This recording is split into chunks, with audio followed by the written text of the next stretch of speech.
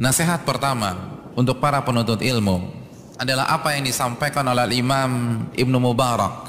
Beliau pernah mengatakan, yang pertama kali harus dilakukan oleh penuntut ilmu, awalul ilmi, yaitu niat yang ikhlas kepada Allah Subhanahu wa ta'ala. Ini adalah wasiat pertama yang harus benar-benar kita masukkan, bukan hanya ke otak kita namun ke hati kita. Karena ini nasihat para ulama besar. Bahkan saking pentingnya nasihat ini, Ibnu Abi Hamzah pernah mengatakan, aku sangat berharap ada seorang ulama yang meluangkan waktunya membuat sebuah kajian yang isinya adalah tentang niat. Jadi kajian hari Senin tentang niat, hari Selasa niat lagi, hari Rabu niat lagi, hari Kamis niat lagi, terus niat dan niat. Karena inilah salah satu inti dari agama kita. Bahkan ini pokok agama kita. Karena sebanyak apapun amalan sunnah yang kita kerjakan, sebanyak apapun majelis ilmu yang kita datangi, sebanyak apapun halaman yang telah kita torehkan dengan tinta kita, tidak akan diterima oleh Allah Subhanahu wa ta'ala kecuali dengan niat yang ikhlas. Innamal a'malu bin niat, sesungguhnya amal perbuatan itu ada dan tergantung niatnya. Wa innamal likulli imri'in ma nawa, dan setiap orang akan diganjar sesuai dengan niatnya tersebut.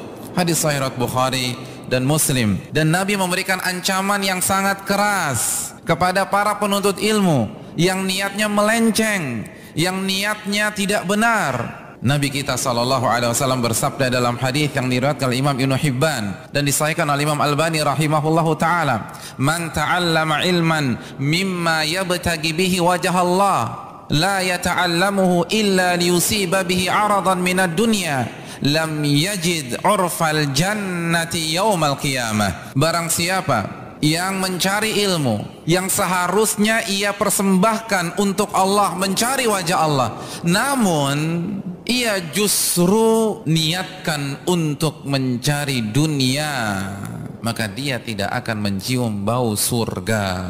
Na'udzubillah min dzalik. Oleh karena itu, jagalah niat kita. Makanya para ulama sangat takut sekali dipuji orang, sangat takut terkenal.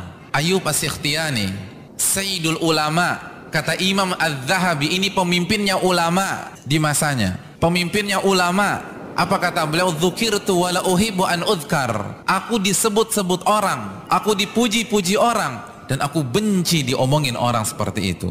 Aku nggak suka dipuji. Subhanallah. Ini Sayyidul Ulama. Imam Ahmad berharap bisa pindah di sebuah lembah di kota Mekah karena dia merasa tersiksa disebabkan keterkenalannya. Waqad bulitu bi syuhrah, kata beliau. Aku terfitnah dengan popularitas. Aku khawatir terkena fitnah ketenaran. Mereka nggak senang. Al-Imam An-Nawawi, hadirin, apa gelarnya?